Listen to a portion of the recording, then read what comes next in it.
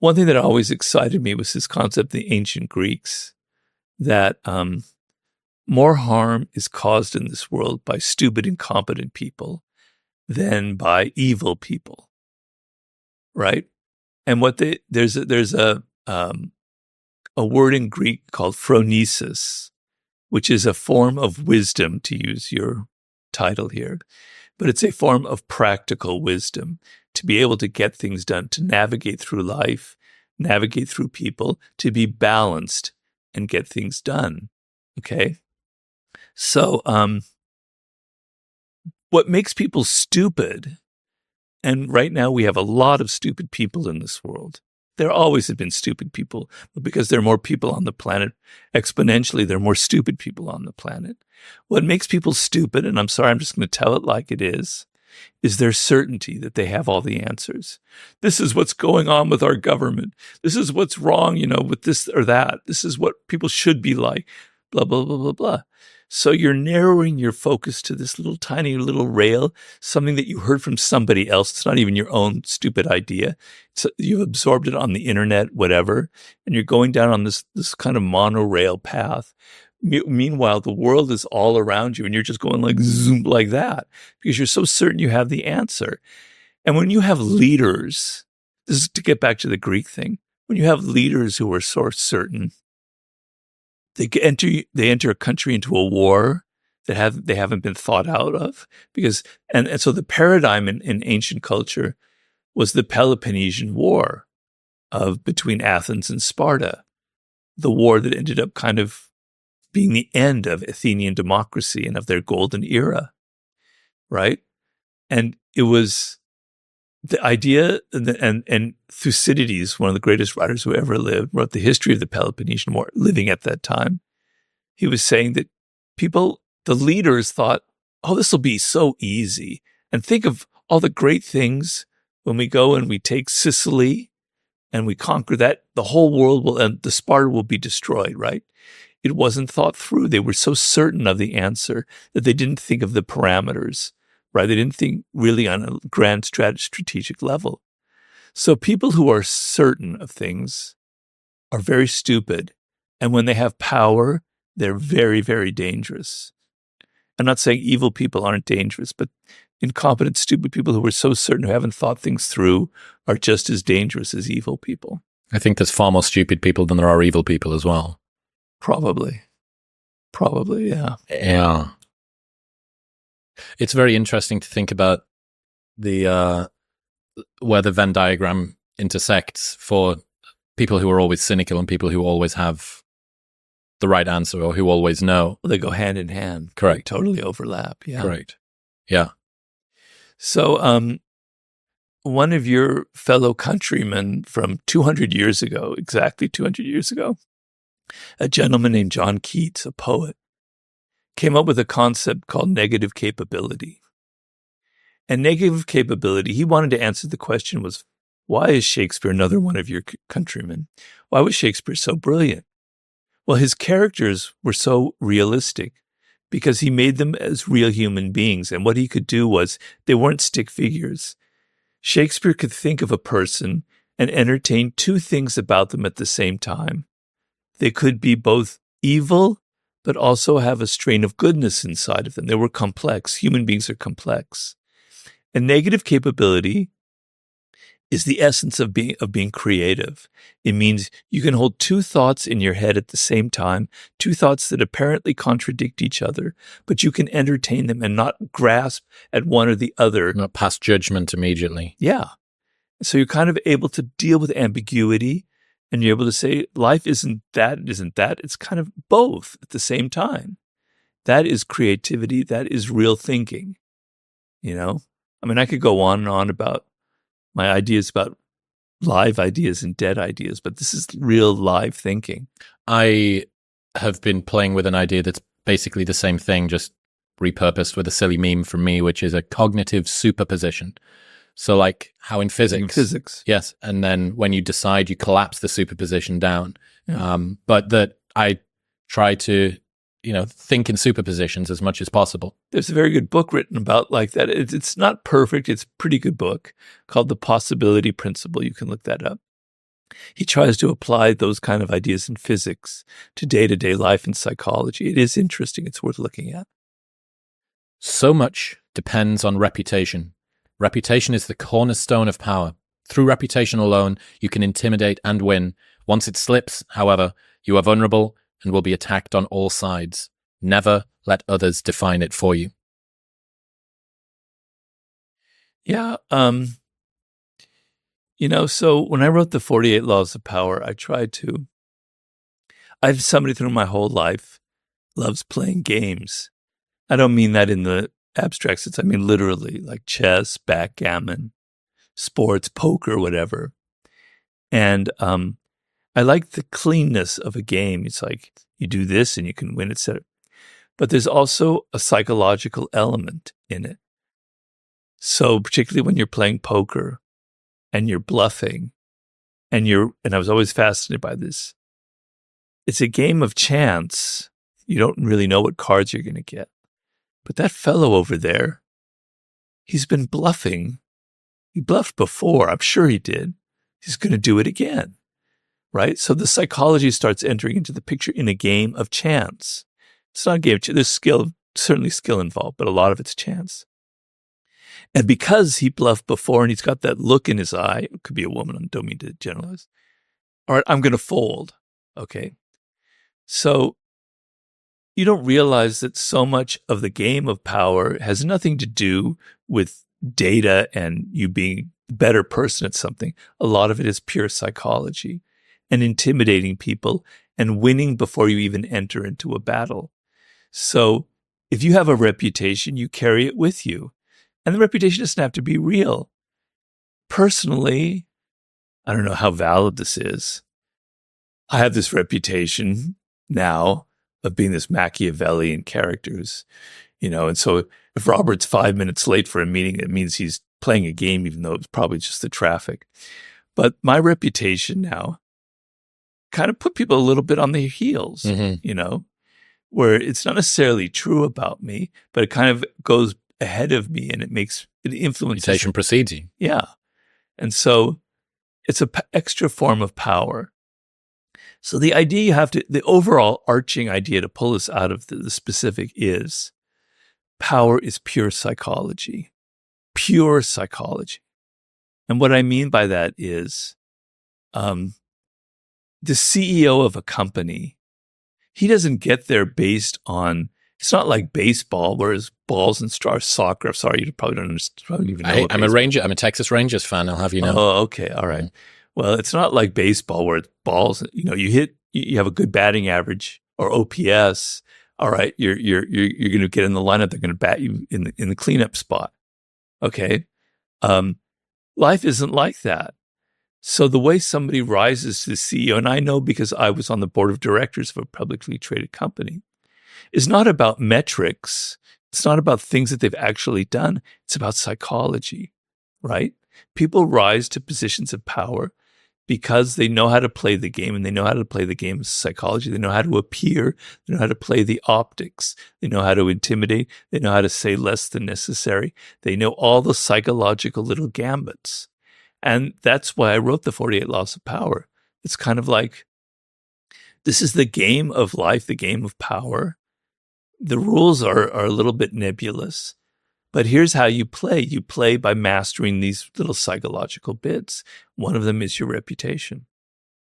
I'm fascinated by reputation and credibility, especially given what I do now. But my previous life, I was a club promoter. You were a what? Club promoter. I ran nightclubs for a very long time. Club promoter. What do we call that here? Club. It would just be a promoter. It's called. So marketing for nightclubs, essentially. The guy stood on the front door with the guest list and the bands for VIP and all of the hot girls' names. And then after a while, we owned a group of guys that did that. And then we owned a group of guys that owned and you start to build up this company. And in that, every single nightclub that you've ever been to is the same thing. It's people getting drunk in a room to music. It'll never be anything else. You can dress this one up pink and give out inflatable flamingos on the door, or this one's really cheap, or this one's on a Wednesday and it's sort of naughty that you shouldn't be going out on a Wednesday. Dress it up however you want. It's people getting drunk in a room to music. That's all it's ever going to be. And what I realized from doing that was the power of reputation. Now, this isn't the reputation of a person, it's the reputation of a brand. But if your company is known for always putting on good parties, then you get to benefit from that. And what happens is when you have a reputation for putting on good parties, people come. More people come. Which so you makes have your better parties parties. good. Yep, correct. So this is this sort of odd, and this is the really important point. Never let others define it for you. And when you are vulnerable, you'll be attacked on all sides, because as it's going up, it precedes you. It continues to do work for you, exponentially growing and growing. But when you're starting to go down, even your best work will sometimes be derogated to be worse than it is. So you have done something that is good, but because of your reputation, you're a liar, you're a phony, you're a grifter, you're a shill, you're a fake. That's right.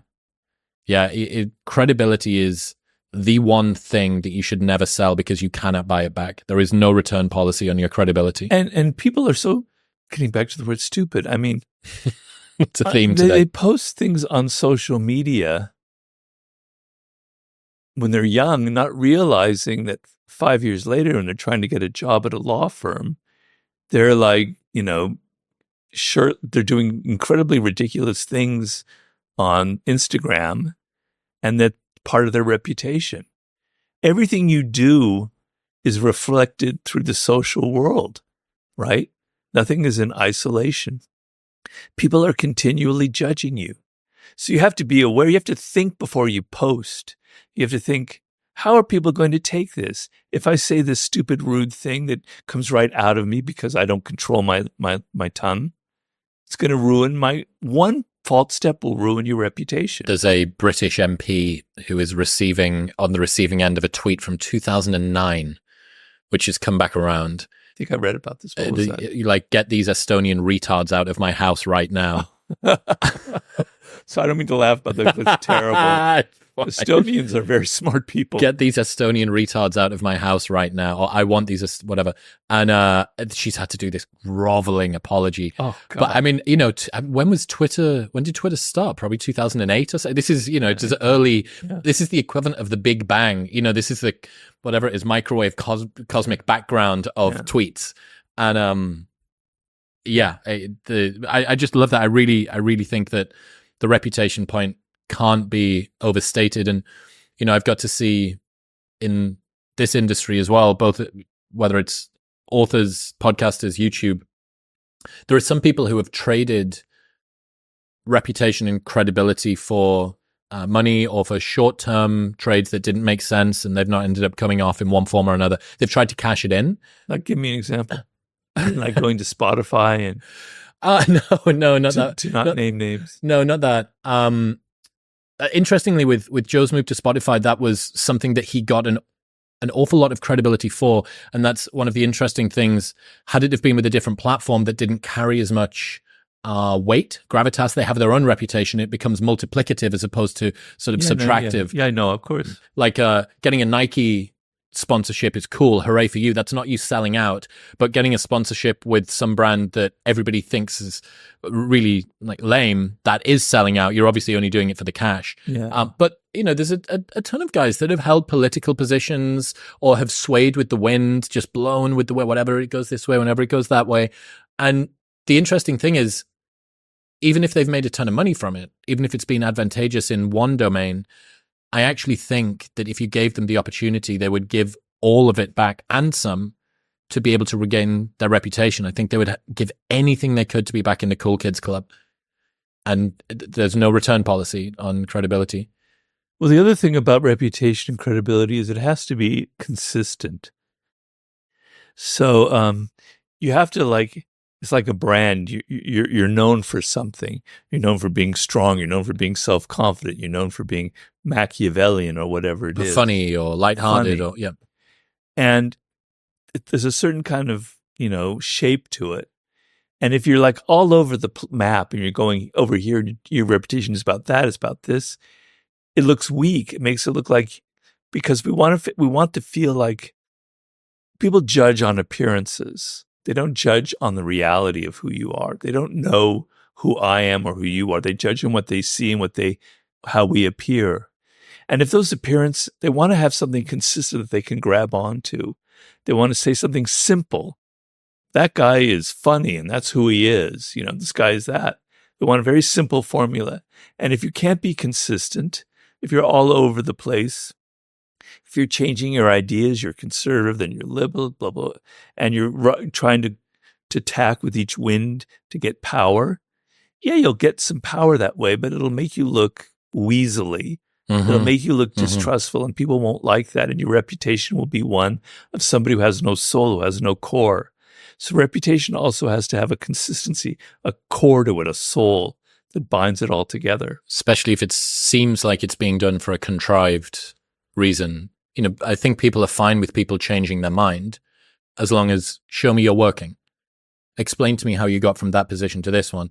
Don't do it beyond the sort of tolerance level that we all have of This is a little bit too much. Right. I've updated. I used to be pro this. Now I'm anti that. Yeah. I really do think an awful lot about the value of reputation. And in another way, it's very, never let anybody else define it for you. Allowing that sort of vacuum to seep in loses you your power over your reputation, and it allows other people to derogate it. On the other hand, if you're a very Machiavellian person, poke holes in your enemy's reputation and you will destroy them. Bring up things that are inconsistent with their reputation and you will have ruined, be like popping a balloon. It'll just go whoop, like that, And I talk about how in that chapter, how P.T. Barnum played that game to ruin other people's reputation and make people wonder, is he really like that? I guess not, because I just saw this fact that contradicts it. So I'm giving you some very evil Machiavellian advice out there if you have enemies. One of the meanest things, I'm not a mean person. I don't like being mean. Yeah, sure. It's true. But I spent 1,000 nights on the front door of nightclubs with drunk people. So you need a few defense mechanisms. And what you realize, especially when people have had alcohol, is that people fall into only a small number of buckets and behavior's usually pretty predictable. And one of the things that we realized as kind of a script that we could run when somebody was getting a little bit mouthy, remembering that we're flanked by big British gorillas. Right, you're right. You've got door staff all around not you. No, not me. I was the dude in the skinny jeans with the clipboard. I had the 6'6" dudes with leather gloves on either side of me. They were give me your ID, etc., etc. And one of the things that used to work, it was so mean, but it worked so well. If somebody they'd been ejected or they hadn't been allowed into the club or something had happened, we'd always say, mate, sorry, you need to get away from me. Your breath stinks. And it's completely unfalsifiable because unless someone's going to come over and smell it, they can't say, no, it doesn't. And it just immediately enters this person into this. You just watch the color drain from them. So yeah, oddly, breath, apparently halitosis is reputation as well. Or just body odor. Yep. That's great. Any smell. It's so. I'm going to remember that. It's really good. Your breath stinks. I need to can you give me a little bit of room? Oh, it's just used to pull people apart. In other news, this episode is brought to you by Element. For the last 3 years now, I have started my morning every single day with Element. It is a tasty electrolyte drink mix with everything that you need and nothing that you don't. Each grab and go stick pack contains a science-backed electrolyte ratio of sodium, potassium, and magnesium with no sugar, no coloring, no artificial ingredients, or any other junk. Sodium plays a critical role in reducing muscle cramps and fatigue while optimizing brain health, regulating appetite, and curbing cravings. I keep harping on about it because I can feel the difference. You should give it a try and see how you feel as well. Best of all, there is a no questions asked refund policy with an unlimited duration, so you can buy it for as long as you want. Try it all, and if you do not like it for any reason, they'll give you your money back, and you don't even need to return the box. That's how confident they are that you'll love it. Right now, you can get a free sample pack of all 8 flavors with your first box by going to the link in the description below or heading to drinklmnt.com/modernwisdom. That's drinklmnt.com/modernwisdom. Always stick to what makes you weird, odd, strange, different. That's your source of power, which is similar to occupy your niche. Embrace your strangeness, identify what makes you different, fuse those things together, and become an anomaly. Yeah. Well, In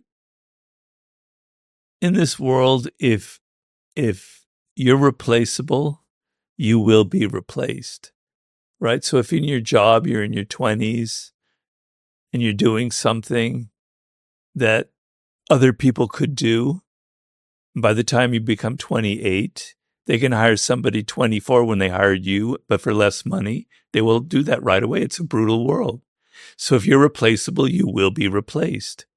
So the only defense against that is to be irreplaceable in this world. And the good news is that you are at your core irreplaceable. There is something strange and weird about you. Once again, I hate to say it, but it's a chapter that I'm writing right now for my Sublime book. Okay, and I explain in Mastery where that comes from biologically, your DNA, how you are marked as a unique individual at birth, the combination of variants in your chromosomes. It's mathematically impossible for it to ever be replicated.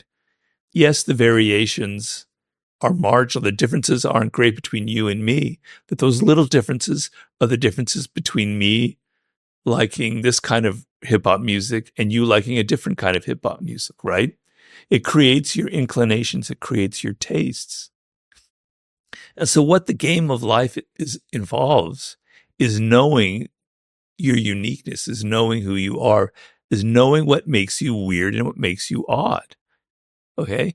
And the problem is that we're social animals, and the pressure continually on us is to fit into a group, is to be like other people, to have their ideas, to have their values, to have their tastes, to dress like them, okay? And that happens when you're young, you're in your adolescence. We all go through that phase. I went through that phase.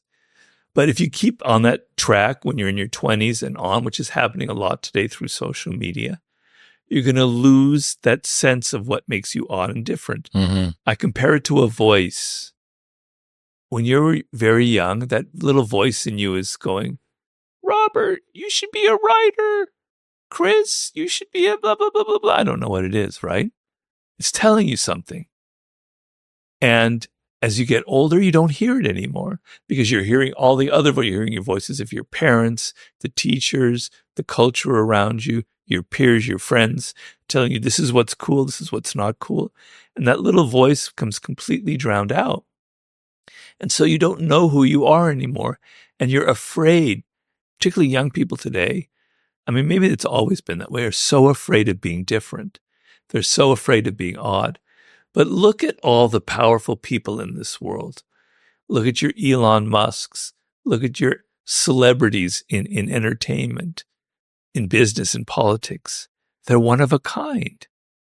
They have I hate that word, but it's like a brand. They're different. They stand out for something that's truly different. Even Albert Einstein, there's nobody else like Einstein. There's nobody like Da Vinci. Okay? That's where your power lies. And you'll go, oh, but Robert, those are people that were brilliant, that were talented. I'm not like that. I don't have that. Well, bullshit. You do have that. It's just you're forgetting about it and you don't want to put the effort into it. I talked in Mastery of a woman named Temple Grandin who was born with severe, severe autism. And she was able to find her way to become a very brilliant professor, academic, writer, and about animals, animal behavior, and about autism itself. She found her way to it when she was 3 or 4, she couldn't even speak any language. She was going to be hospitalized. You have that potential. It's just you're not putting the effort into it. You are lazy. You want to fit into the group. You want to conform because it's easy. But your oddness, what makes you weird, what makes you different, that little strange quirk in how you want to dress yourself, that little strange quirk in your musical tastes, that little quirk in the food that you like to eat, that is who you are. Those are signs from deep within, from your core, from your soul. This is who you are. And if you lose that, not only are you not going to be successful in life, you will also lose yourself, and you will be unhappy, you'll be alienated from who you are. And you can get away with that when you're young because you're happy, you look good, You've got energy. Things are going right. You get into your 30s and you're like everybody else. And you don't know who you are and you don't know what you like anymore. And you're just following the trends. You start to get depressed and you start going down this rabbit hole and things can turn really ugly. So you need a bit of courage in life. You need to go, okay, I am weird. I am strange. Lean into it. So when I had the 48 Laws of Power, when I first wrote the book, without it being published yet, it was a very strange looking book, and it reflects my own strangeness. Things on the margins, stories, everything broken up, images, quotes here and there. It's kind of how my brain is, a hodgepodge, kind of a mess, really. And the publishers, they bought the book, but then they came back to us and they said, Robert, can you kind of maybe make this more like other books? Can you get rid of all those sections and everything? And I said, no, take it or leave it. This is the book as it is. It's odd, it's strange. They didn't like that because if it doesn't fit into all the other books that have had successful, it's too big of a risk. If this movie isn't like the movies that were made last year, who knows who'll go see it? People are so conservative. But because it was odd, it stood out and it was successful. If I had succumbed and I compromised and made it more like other books, I wouldn't be here talking to you. So sometimes you need a little bit of cojones. You need a little bit of courage. You need to stand up and say, I'm okay being different. It's fascinating that lots of people, maybe most people, want to be extraordinary in some way, but also don't want to stand out in a way that allows them to be mocked. But, the latter is the price of the former. You can't behave the way that everybody else does and expect to not get the results that everybody else gets. It's like, I think about regressing to a mean that doesn't exist. That everybody is idiosyncratic and unusual in their own way. And we're all imagining this sort of odd 50th percentile avatar that is the most acceptable. But when we think about why we love the people that we love, we don't love them for how average they are. No one's ever said, you know what it is? I'm just besotted with how predictable all of her opinions are. No one's ever said that. We love people for their eccentricities. And a friend George has the idea of non-fungible people, like non-fungible tokens, that it's irreplaceable. There is nobody else like them. Yeah. If you think about your favorite memories from your favorite people, it's not from the things that are easily replaceable. It's from the fact that they were just obsessed with football. And when the football was on the TV, you could talk to them and they wouldn't even turn to you. Or it was the fact that they hated violence, or they loved dogs. Every dog walked into the room and they would be gone. They would be away. That's what we love people for. And my favorite strange person from history is Salvador Dali. And I would take it one step further. You said you kind of have this, it's advantageous and also psychologically healthy for you to embrace who you are fully. I actually think in some ways it's maybe I would go as far as to say that it is our duty to humanity. I think it's our duty to embrace the things that only you can do. Yeah, well, in nature, the diversity of species in a habitat make it vital, make it alive, make it sustainable. And that comes from mutations in the genetic code. Some insect has a mutation, and therefore a whole new species, a whole new thing splinters off from that, and it creates variety. Well, in human culture is like a habitat in a way. So you're marked with uniqueness by your genetic code. Insects don't really have individuality. We have individuality, and they are like mutations.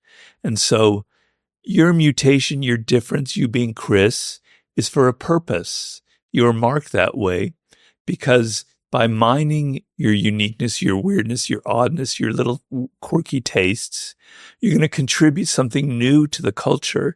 And in contributing something new to the culture, you enrich it and you keep it turning around and round and round. Cultures in the past that die on the vine don't have any variety. You can look at like the Soviet Union at its most, decadent, or when it was really at its worst phase, like in the 70s and 80s. There's no change. There's no variety. Early on, there was all sorts of weird different voices. They ended up getting imprisoned and murdered. Okay. But A culture has to have variety. It has to have a diversity of voices. Like a gene pool or an immune system. Yeah. And so you, by being odd, you're contributing to that. You're contributing to the culture. By not doing that, you're not contributing at all. And it's a real waste of what nature gave you. I always think, again, about Dali. I spent quite a bit of time researching him, and I think as brilliant as they were, Michelangelo didn't do Dali.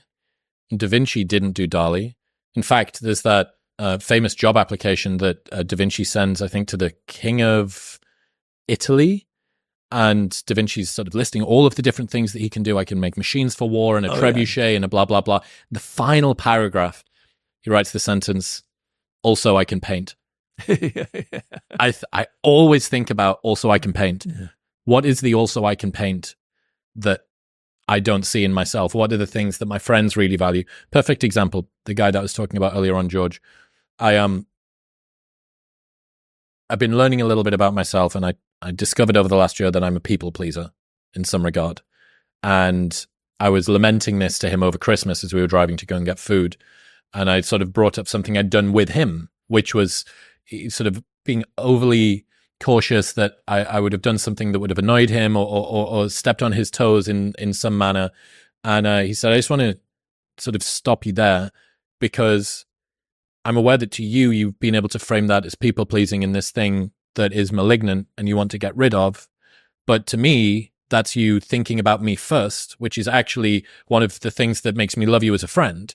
So be very careful sort of labeling areas, creating an unnecessary value judgment. And I think getting another perspective, and that really gave me pause. I just thought, yeah, I'm so agreeable with all of these things, and I hate disappointing people, and I think that other people's emotional states are my responsibility, and so on and so forth.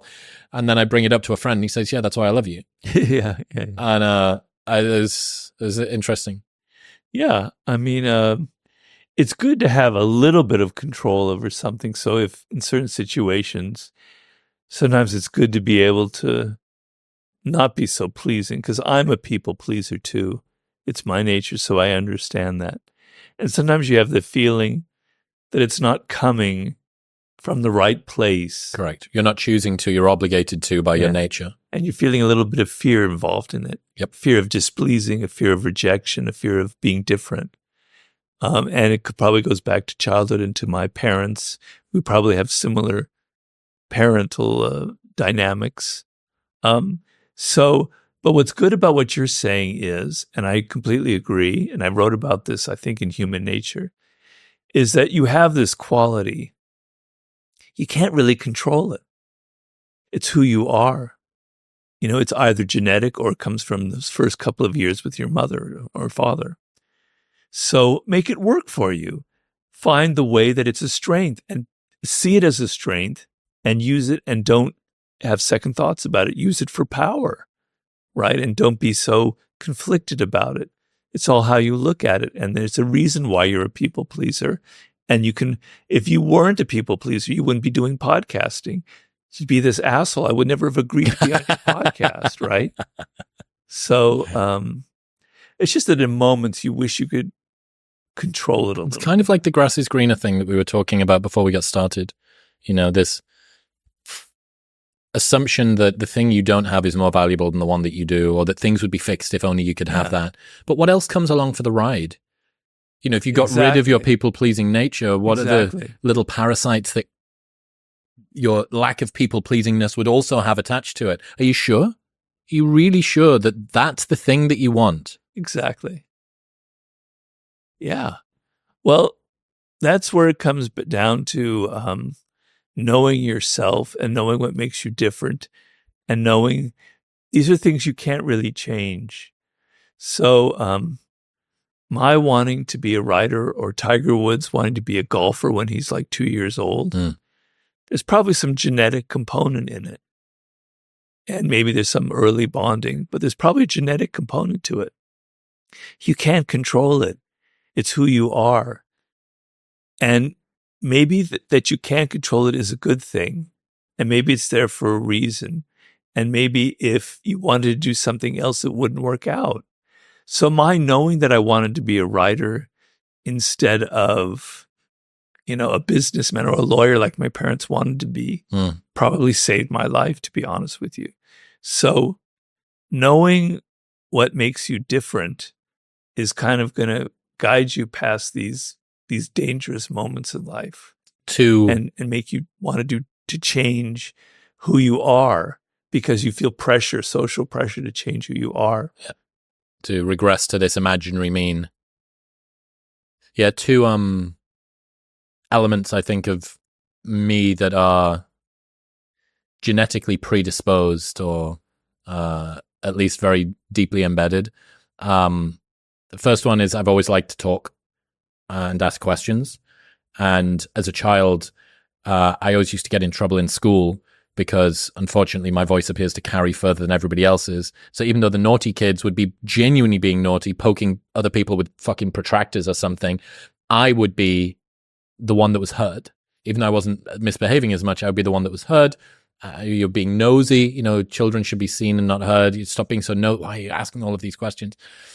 Would be one of them. And the other one is solitude. I'm an only child. I spent a lot of time listening to audiobooks in my room, playing with toys on my own, throwing a ball off the wall and seeing if I could kick it off that wall and then catching it. Hours and hours and hours. Because I didn't have anybody else. For me too. Didn't have anybody else to play with. And you think, well, God, the things that you're punished for when you're a child are the things that you think are malignant when you're a child. You're often rewarded for if you can just find a way to alchemize them as an adult. So I'm sure that your ability to sit and read or go to a cabin or write in your room and nobody's come and gone and you haven't noticed, and you think, well, my solitude as a child was maybe something that I lamented or that I saw as a weakness or something like that, and yet it's a superpower when I become an adult if I can find the way to channel it. And the same thing for the question asking or the listening to audiobooks. What's the 2024 internet version of an audiobook? It's a podcast. It's what I'm doing right now. Yeah. Yeah. It really just comes down to being aware of who you are, what makes you different, and being comfortable with it. And so you're going to have moments where you're not comfortable with it and you want to conform and you want to be like other people. And, you went through that and I went through that in adolescence in particular, on through the 20s. You make some changes to things because you think it's cool, but you keep coming back. You keep coming back to being alone. Mm-hmm. You keep coming back to throwing the ball against the wall in some metaphorical way. No. I kid you not. The way that I like to relax now in between sessions of work, I get a tennis ball and throw it against a wall. It's the most bizarre thing.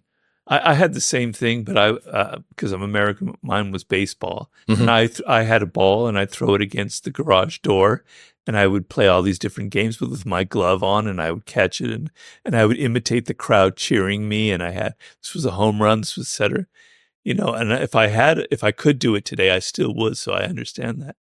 But you come back to these things because they're so strong in you. Yep. And you can't help it. And they give you relief and they give you comfort and they're who you are. And so it all comes down to, do you come back to these things or do you change because of the pressures of other people? And what is the difference? Why are some people like that and some people are not? And that's the $1 million question. I think it's swimming upstream or swimming downstream is working against or working with your nature. Yeah. And trying to find a way to make it work for you as opposed to trying to change it so that you can find a way to make it work. Yeah. Makes a lot of sense. Sean Puri, who does My First Million, very, very smart guy. I remember one of the first conversations I ever had with him on Zoom. He had a sort of small leather black basketball in his hand, and we were just talking, and he was a little bit further back in his desk, and he was tossing it like this and rolling it along the desk, and sort of you throw it in the air. Like, what? So it wasn't like we were writing anything. It was a casual conversation between friends. I said, what are you doing? He says, I grew up playing basketball. I'm happiest with a ball in my hand. Yeah. And I thought, holy fuck, that's me. Every time that I go to the park, if there's a tennis ball, that's now mine for the rest of it. And I'll bounce it in my hands until we finish up. And then I'll, the tennis ball charity pool that it goes back into the park. Yeah. And I thought, holy fuck. So I came up with a name for that, which is a weirdness role model. And it's somebody who does a thing that sort of breaks the ceiling on what you thought was acceptable behavior. You've seen this guy do a thing and you go, oh my God, like maybe I could have a ball on my desk. Maybe I could have a tennis ball or a cricket ball on my desk. And that means that I can, because I've seen this guy do it, and it's a weirdo role model or a weirdness role model. Yeah, yeah. Well, I think we all need that in our life. People who are different. I remember in high school, I had an English teacher who kind of changed the course of my life. And he was very weird. He was very different. His way of thinking was different, and how he talked about writing and literature was very odd. And other students hated him, and I thought he was just fantastic. So it's kind of interesting what you said. There was a role model I could see, and it was just a high school teacher, so it wasn't like a career path for him, but I could see that having that kind of quality was a good quality, and I was attracted to it.